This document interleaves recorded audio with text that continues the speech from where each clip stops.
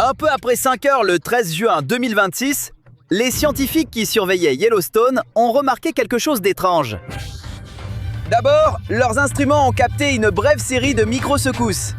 Quelques instants plus tard, ils ont détecté des infrasons, des ondes sonores si graves que l'oreille humaine ne peut pas les percevoir, même si elles se propagent dans l'air. Puis, la rivière Firehall, d'ordinaire limpide, est soudain devenue d'un blanc laiteux quand de l'eau brûlante a jailli du sous-sol. Cette combinaison ne pouvait signifier qu'une seule chose. Quelque chose venait d'exploser sous la surface. Et il n'y avait qu'un seul suspect, assez évident. Environ 2 ans plus tôt, Blood Diamond Pool, une source chaude dans le Biscuit Basin de Yellowstone, était soudainement entrée en éruption. Ça aurait pu tourner au drame, car elle avait projeté de l'eau bouillante, de la boue et des roches en l'air, alors que des touristes se trouvaient tout près. Par chance, personne n'a été blessé. Mais depuis, les géologues surveillaient cette source de près, guettant une éventuelle récidive. Alors, quand ils ont repéré les nouveaux signaux, Black Diamond semblait la cause la plus probable. Mais étrangement, les données racontaient une toute autre histoire. Voyez-vous, si cette source avait de nouveau explosé, son niveau d'eau aurait chuté presque instantanément et la température aurait changé de façon spectaculaire. Mais rien de tout ça ne s'est produit. Les capteurs n'ont enregistré qu'une légère hausse de température avant un retour à la normale. Ça ne pouvait signifier qu'une chose. Black Diamond n'était pas entré en éruption. Alors, qu'est-ce qui avait explosé? Heureusement, les chercheurs disposaient d'un autre outil de surveillance. Une caméra braquée sur Black Diamond était orientée pile dans la bonne direction au moment de l'explosion. Et quand les géologues ont vérifié la vidéo, ils ont trouvé la vraie source.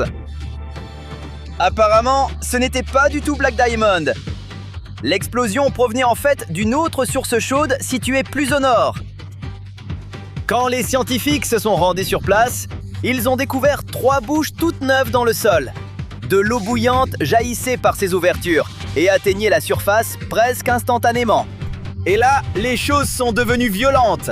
En profondeur, l'eau peut rester plus chaude que son point d'ébullition normal, car le poids de la roche au-dessus la maintient sous une pression énorme. C'est un peu comme l'eau dans un autocuiseur. Elle dépasse largement les 100 degrés, mais reste liquide et ne se transforme pas en vapeur. Mais dès que la pression chute brusquement, tout change. Une partie de cette eau surchauffée se transforme en vapeur presque instantanément. L'eau se dilate environ 1700 fois en devenant vapeur. Elle a donc soudain besoin de beaucoup plus d'espace qu'une seconde plus tôt. Et cette expansion rapide agit comme une petite explosion souterraine. Le souffle projette de l'eau bouillante, de la vapeur, de la boue et des roches par les nouvelles bouches. C'est exactement ce qui s'est passé à Biscuit Basin. Par chance, personne n'a été blessé. En fait, personne n'a même vu l'explosion. Après la grande éruption de 2024, les autorités du parc avaient fermé Biscuit Basin aux visiteurs. Quand celle-ci s'est produite, le site était désert. Mais l'explosion a quand même transformé le paysage. Quand les géologues sont venus constater les dégâts, ils ont découvert que le sol s'était effondré exactement là où il marchait 48 heures plus tôt. À la place, se trouvait une toute nouvelle source chaude, créée par l'explosion. Elle faisait à peu près la taille de 2 places de parking et était remplie d'eau grise et boueuse qui bouillonnait sans arrêt. La vapeur s'accumulait sous l'eau avant de s'échapper brusquement. Toutes les quelques secondes, la source produisait aussi de sourds grondements quand d'énormes bulles de vapeur se formaient puis implosaient. De temps en temps, la nouvelle source devenait encore plus violente. Au lieu de simplement bouillonner, elle projetait soudain de l'eau en l'air, comme un geyser. Certains jets atteignaient 6 à 9 mètres de haut, à peu près la hauteur d'un immeuble de 2 ou 3 étages. Puis, elle se calmait, du moins pour un temps. Mais même sans projection, toute la source continuait de bouillonner, tandis que l'eau brûlante remontait des profondeurs. Découvrir une toute nouvelle source chaude à Yellowstone, ça arrive en fait plus souvent qu'on ne le pense. Yellowstone repose sur l'un des plus grands systèmes géothermiques de la Terre. Les conduits souterrains s'ouvrent, se ferment, se bouchent et se fracturent en permanence. Quand Quand cette tuyauterie change, d'anciennes sources peuvent disparaître tandis que de nouvelles surgissent soudainement. Donc la nouvelle source en elle-même n'est pas la plus grande surprise. Ce qui est remarquable, c'est que les scientifiques ont capté la quasi-totalité de l'événement. Jamais ils n'avaient eu autant de données sur une explosion hydrothermale aussi près de leurs instruments. Dans les semaines à venir, ils vont analyser chaque seconde des données recueillies avant, pendant et après l'explosion, en cherchant une chose en particulier. Le sol a-t-il donné des signes avant-coureurs avant d'exploser?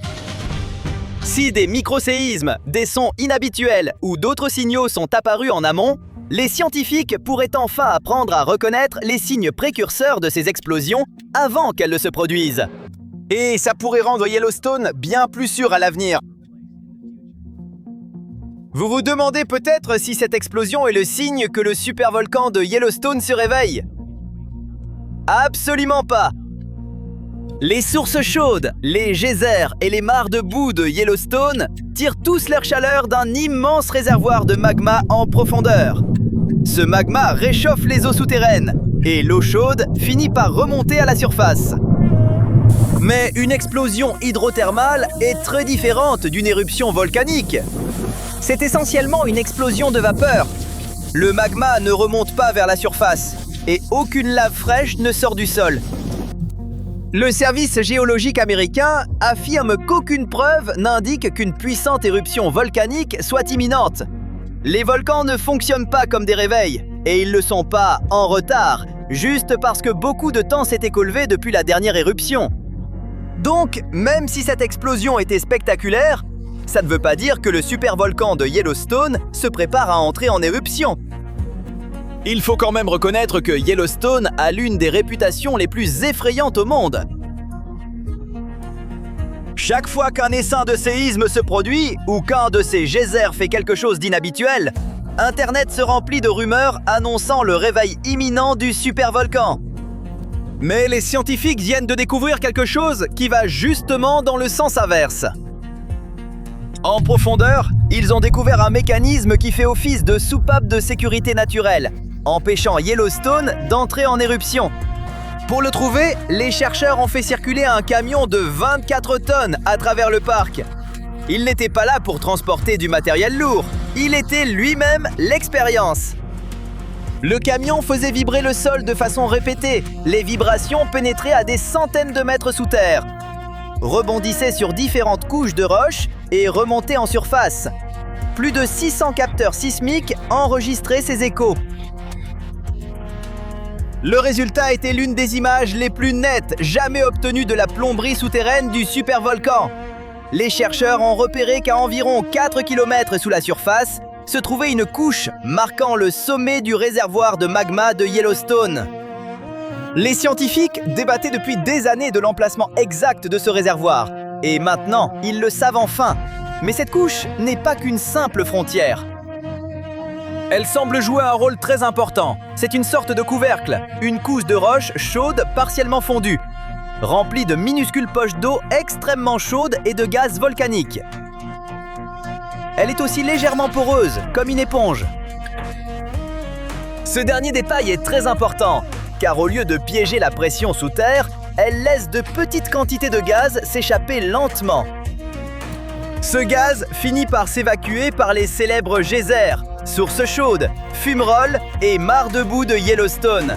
C'est comme laisser l'air s'échapper doucement d'un ballon au lieu d'attendre qu'il éclate. Comme le gaz s'échappe petit à petit, la pression souterraine ne s'accumule pas aussi vite, ce qui rend une éruption massive bien moins probable, du moins dans les conditions actuelles.